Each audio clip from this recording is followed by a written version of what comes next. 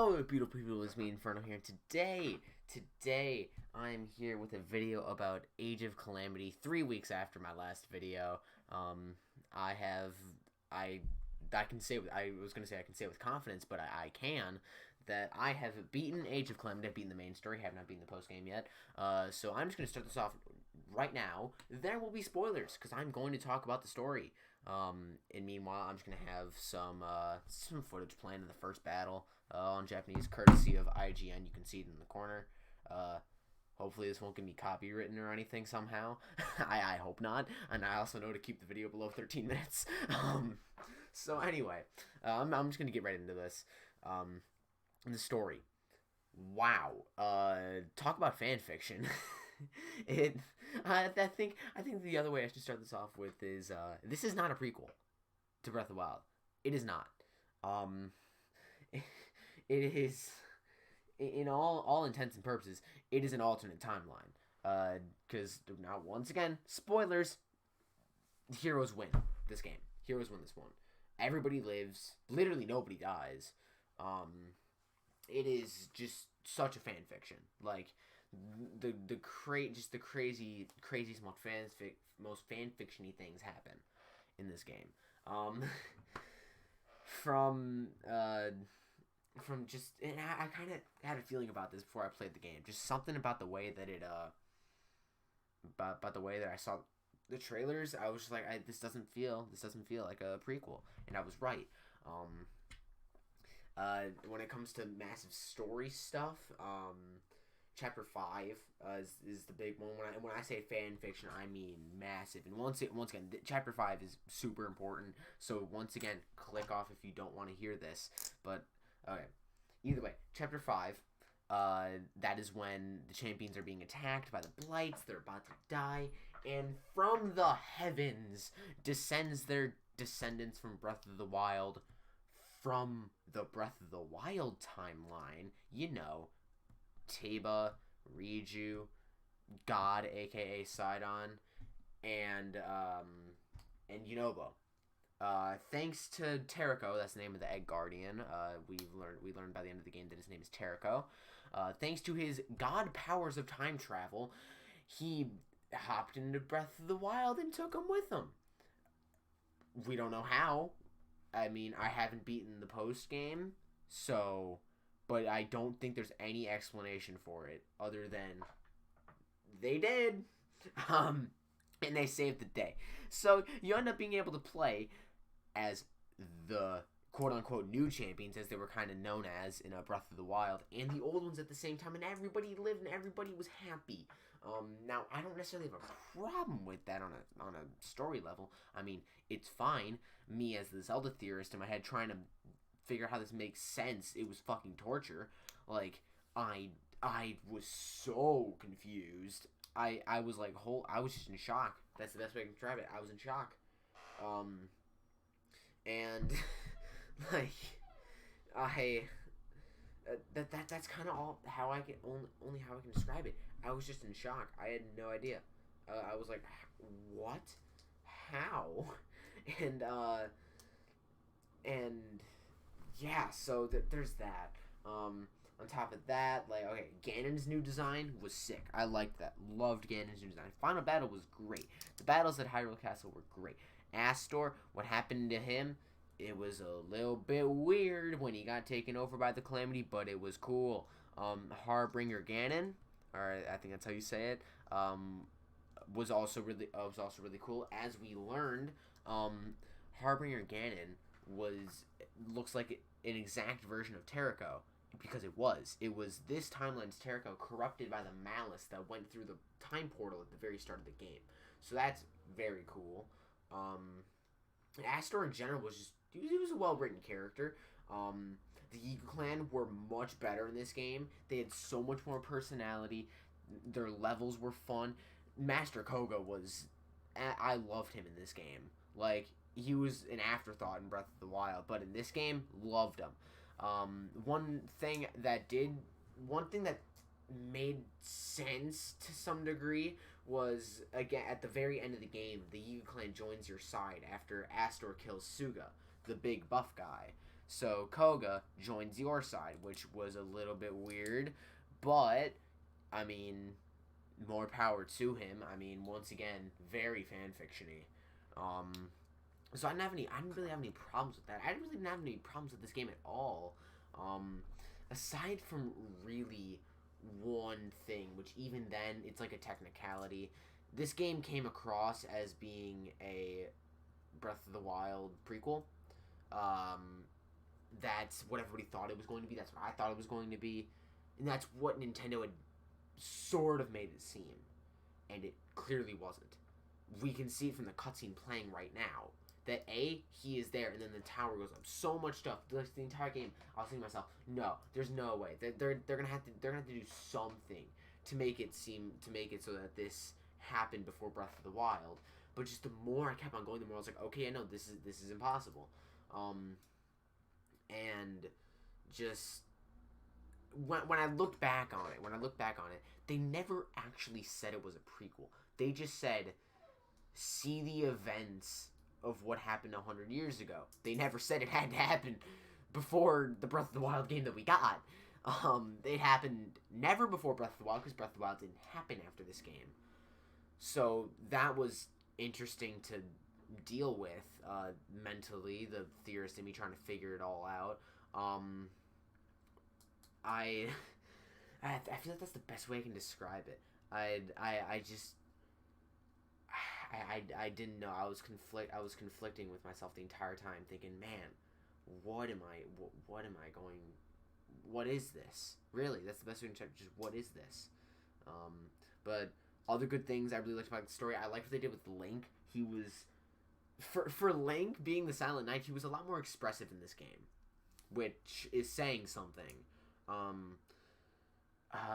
The champions were incredible in this game. You know, once again, I love Breath of the Wild, like one of my favorite games of all time. But I love the story too, but the execution of it definitely could have been better. The champions were hardly shown in that game. Were hardly shown, and in this one they're the entire game. It's great. I don't know if they're gonna show these people on screen for the rest of the game. Okay, no, they're not. We'll just skip to there. So they were in the entire time. Their relationship with Zelda was great. Their relationship with each other was great. All the different characters. It was very fun. It was very fun.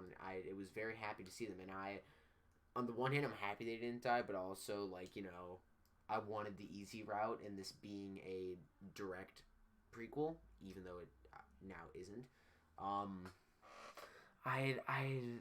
Other stuff. Some of the other characters that you can play. The fact that you can play as Hestu, the Great Fairies, Maz Koshia, the King, obviously Master Koga. That was all very cool. I did not expect any of that. And the secret character that you unlock at the very end of the post game, you can play as Terrako, because yes, he is playable. That was all very cool. I was not ready for that. Like when I got Hestu, that just shocked me.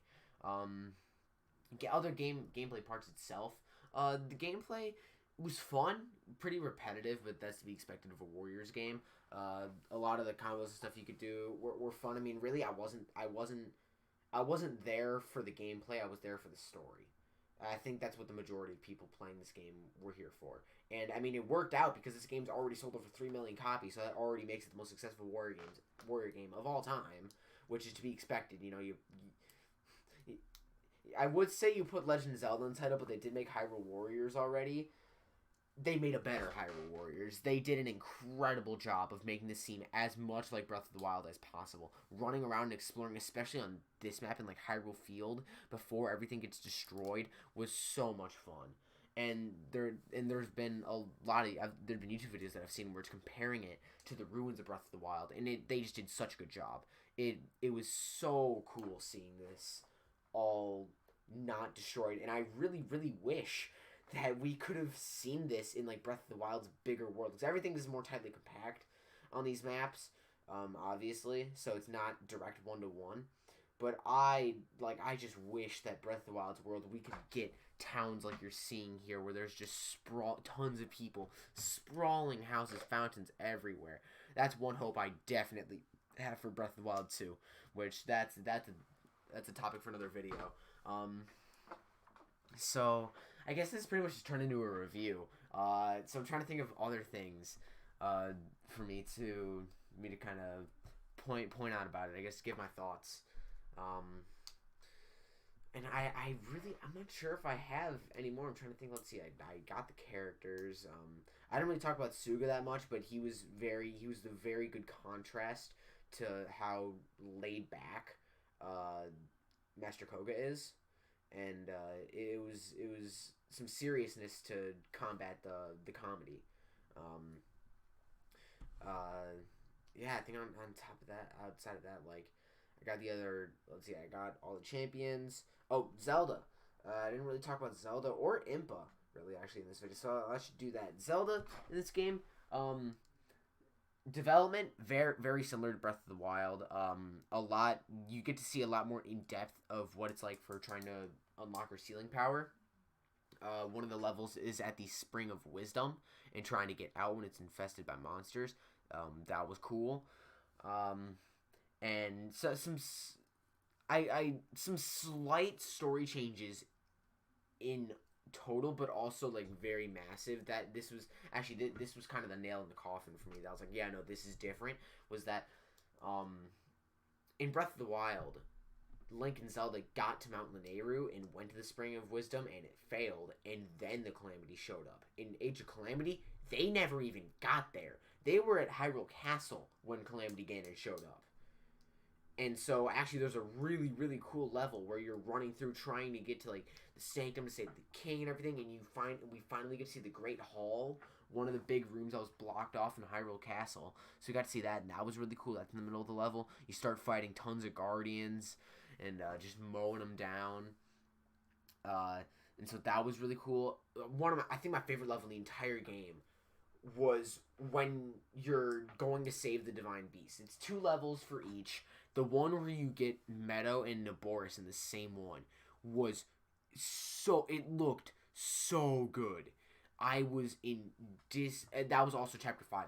The 2 saving Divine Beast ones, that was chapter 5 with the Breath of the Wild champion showing up and everything. So on top of the absolute mindfuck that was the story from it, just the visuals, oh my god, it looked so nice. Like, they knocked it out of the park in that sense. And then there's the Battle of Fort Hitano, which actually happens. You get to play the Battle of Akala and the Battle of Fort Hitano. And similar things happen there, where that's also where Zelda unlocks her ceiling power, while rescuing Link. But instead of facing a guardian after he's super beat up after taking down tons, he's facing the Blight Ganons, which, by the way, the Blight Ganon redesigns look sick. They look so much cooler than the original. I have sort of like my own canon in quote reason why that is, but they looked sick. And they were also fun to play. You get to fight all of them in the chapter 5 ones. The chapter 5 levels are long. A lot of them are. But either way, that is where the footage ends up here. So I think that's just where I'm gonna end it off here. I'm just gonna take it to the blue window screen for the ending of this podcast video. I guess I always do these podcast videos. So yeah, I think that's about it. Impa was a very fun character. Like didn't do too much for the story, but was always there. Certainly, I mean, with the Sheikah Slate and everything, Robbie and Pura were great. Fun characters. You didn't see them too often, but they were fun. And yeah, it was just a very very good playthrough. It took me like 27 hours to beat. Yeah, I think beat in like 27 hours. There's so many side quests. Oh my god, just an absolutely insane amount of side quests and stuff to do on the map and stuff like that. You can go story to story, but it's not recommended at all. I very much recommend trying to do as much stuff as you can because you're going to need it. Yeah, would I recommend it? Absolutely. Like Christmas coming up. Black Friday's already passed, but Christmas coming up in 23 days. Get this game. If you have the money, definitely. If you're a fan of Warriors games, you'll love it. If you're a fan of Breath of the Wild, I think you'll like it. Like if you wanted this game to be a prequel and like then you might be disappointed. But if you just want like the a really like touching and like crazy this epic almost fan fictiony story, and you'll like that, oh, you'll love this game. You'll eat it up for breakfast. If I had to give it out of 10, probably give it like an 8, something like that. Like an 8. Like it wasn't it wasn't, oh my, it wasn't like, how would I describe it? It wasn't legendary for me. It wasn't game changing like Breath of the Wild was for me. But it was certainly good, and I could definitely go back and replay it. Not right now because I beat it so recently, but definitely some other time down the road, I could definitely replay this. And yeah, so I think I'll wrap it up here. With all that being said, I've been Inferno. I'll see all you beautiful, lovely people again next time.